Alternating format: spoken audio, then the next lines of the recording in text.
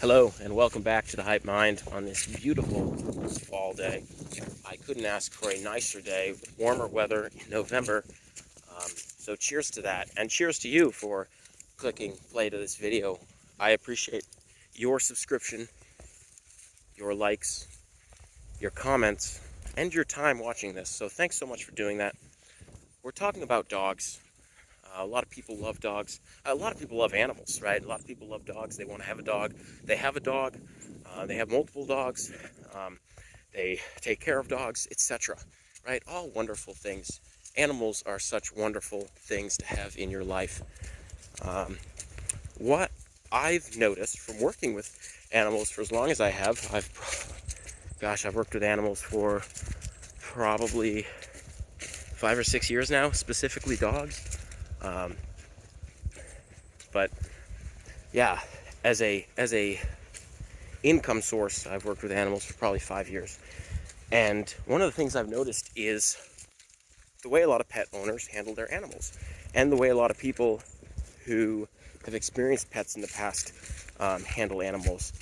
And I think they oftentimes set themselves up for failure unknowingly. We do this a lot as adults and as human beings. So let's talk about this. One of the things I've noticed is people who don't necessarily trust their animals. They don't trust their animals, for any reason. They're like, I don't know what they'll do to strangers. I don't know what they'll do to other dogs. We've had this one time. I don't know what they'll do if I let them out in the yard. I don't know what they'll do if I, take them on a walk and they pass another dog. There's all these concerns. And what I want to talk about is the awareness of animals, specifically dogs. So we're going to stick with dogs because that's what we're talking about. But this definitely includes animals like horses, because horses are an animal of prey, so they're very keen to what's going on around them. They're always, on the defensive, so to speak. But dogs kind of do the same thing. They're very in tune to your emotions and to your energy, would be the appropriate word. So whether you're a dog owner, whether you're taking care of a dog, whether you're around someone's dog, they're very in tune to what's going on, especially with their owner, who they are attempting to have a trusting relationship with, whether you realize that or not. And so this is important because when you exude certain energies unknowingly, right, they pick up on that. And you might think, well, how would they know? I'm not giving them any commands. But here's the thing, is most of the time when we communicate with animals, because animals don't speak, not like human beings do, a lot of animals rely on their other senses to understand what's going on, especially in a dynamic with someone like their owner or someone like a caretaker. And there's a lot of ways to kind of understand your dog and to be able to pick up on different patterns and whatnot. But as an owner or a caretaker, or even as a human being around another animal, they're gauging your energy. I want to say especially if you're their owner, right? So if you're afraid, they're afraid, right? Or they might become anxious, whether that's skittish or vocal or something else. They might become anxious. Maybe they won't show it at all. If you're excited, dogs usually get excited. When you run in the house, you say, "You want to go for a walk, boy?" And they start jumping and barking, right? Like, they're picking up on your energy. You just don't realize that, and you don't give it the credit it's worth. And so, like I said, the other thing goes for the other energies you put out. When you're anxious, when you're fearful, when you're angry, like when you're yelling at someone else, your dog will a lot of times cower and run out of the room. And you're like, I'm not even yelling at my dog, right? But they're picking up on your energy, and that is affecting them. Heel. Good girl. And that's affecting them. They're reading into that.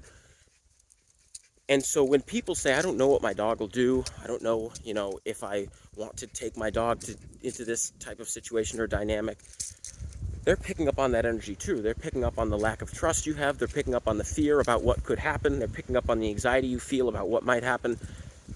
And they're reading right into that. It's like, it's like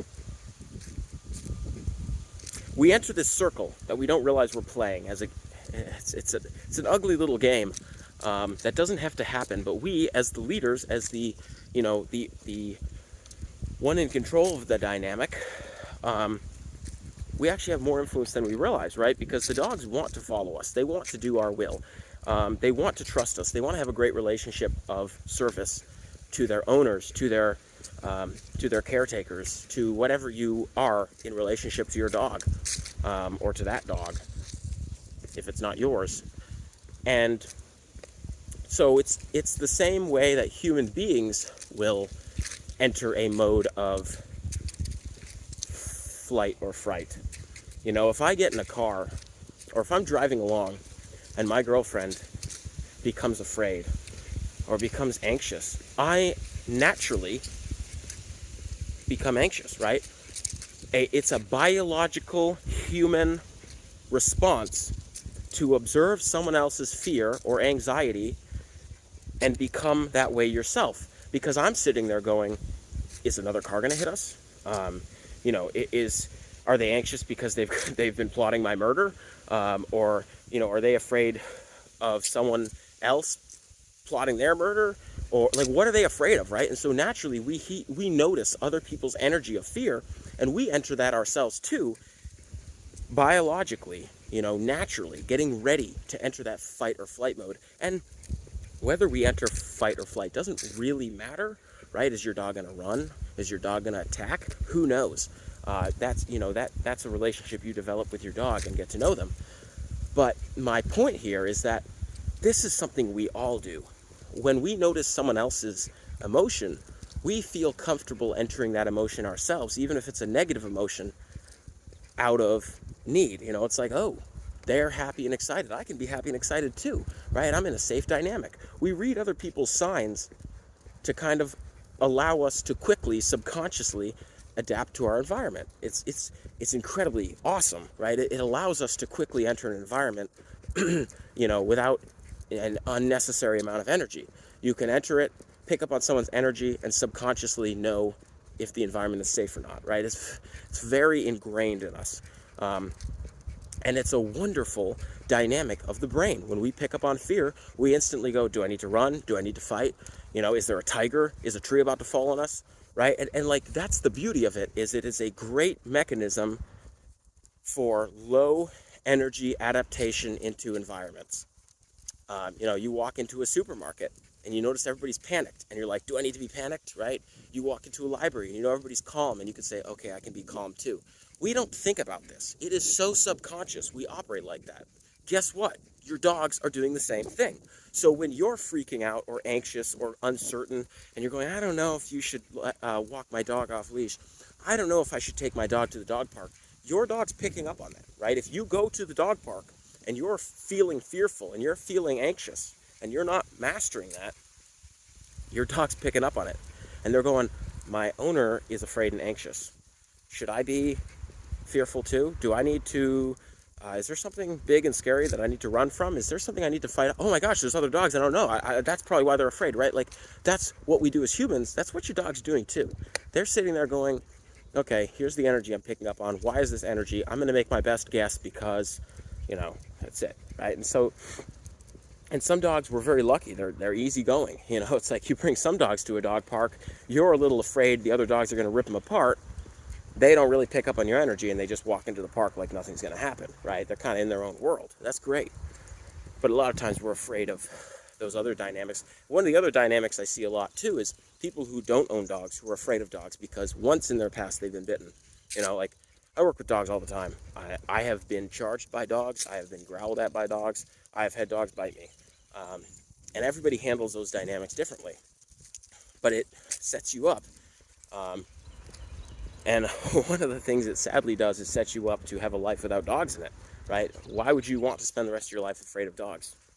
I certainly know I wouldn't. But this is a dynamic I see a lot. They say, well, once in my childhood or once when I was an adult, I had a dog attack me and I didn't know what to do, right? It's like, yeah, that's scary. I get that, right? But that's not that many dogs, right? Most of the dogs that are going to bite you are in the house, in a cage, or on a leash, or a chain, I should say.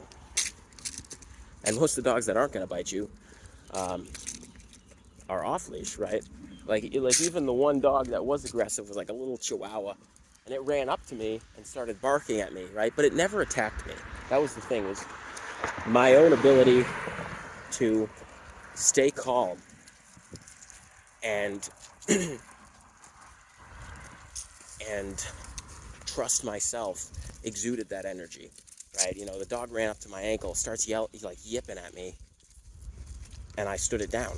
And like, there's a lot of dogs that are like that too, where they'll come at you, and if they realize that you're actually not going to run, they probably shouldn't progress, because they don't want to progress into a physical fight. They just put up a show of loud noise or snarling to scare you away from their territory or whatever. And they're really not interested in taking things as far as it could go. So back to my point with the folks who have had that one or two, maybe more bad experiences with a dog. Maybe it was multiple experiences because you had a dog in your childhood who was aggressive. You know, I can empathize with that. That is definitely scary. I mean, you know, I had a time that was similar. I got, I wouldn't say chased. They ran at me, left their property boundary, came at me in the road. But again, I trusted myself. I grabbed a stick. I stood them down. I hollered. They stopped. You know, it's the same. You know, it's the same thing with humans. It's like your ability to confront a problem makes the problem, like, I'm not sure slow down is the right word, right? But it doesn't become bigger and worse with confronting it. And so, you know, people have had bad experiences with dogs, but the thing is, those dogs were reading your energy there too. You know, you ran from a dog that chased you. Yeah, they could feel your fear. They could feel your anxiety. You know, you stood a dog down. They could feel your self-trust and self-confidence in that moment. Like, they pick up on this. You know, and so what I'm getting at here is your energy always matters, especially around other people and dogs. You know, and so I would encourage everybody to question yourself. What's the energy I'm giving off right now? What's my dog or this dog picking up on, right? And so, you know, if a dog charges you from their house while you're walking down the street, you're unsuspecting. So you could argue you don't have any energy being given off. But the minute you turn and confront the dog, or the minute you holler back at the dog, or the minute you run, you're giving off an energy. And if it's negative, the dog can feel that, you know, and the dog's saying, well, they're afraid. You know, I should be afraid too. You know, it's like the burglar thing, where people are like, well, if you run from you know, out of a store and you're not willing to stop, people question why you're running, and they think you stole something, and so they'll call the police. Versus, if someone confronts you when you're running out of a store, you might stop and say, oh, I just realized I forgot my wallet in the car, and I need to get it before the store closes in 5 minutes. And so that's part of the whole similar dynamic. Sit. Good. Come. It is same thing. You know, it's like, what energy do you want to give off? Yes, the dog could perceive it in different ways. You can't control that, but you can always control yourself in those dynamics, yourself in those relationships. And if you have a dog, or you take care of dogs, or you're just one of those people who has had a bad experience with dogs and doesn't want to live in fear of dogs, you have to ask yourself, what's the energy I give off versus what's the energy I want to give off, right? If I don't want to be chased by dogs, if I want my dog to be able to be friends with other dogs, then you need to be confident. You need to trust yourself. You need to take a role of leadership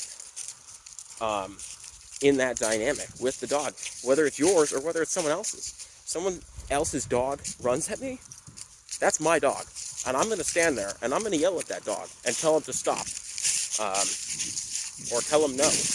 And I'll tell you, it's worked every time for me, even though the dog's never met me before. So it all comes down to energy. You know, your anxiety, your fear, your concern. It comes from a place of validity. I understand the concerns. I understand the fears, especially if it's something new. You know, as human beings, we're instinctually always cautious, anxious, fearful to do things we've never done before, or to go places and into situations with a new, with a new subject. As in, maybe you've got a new dog and you went to the dog park before, but now you're going to the dog park with a dog you've never taken there.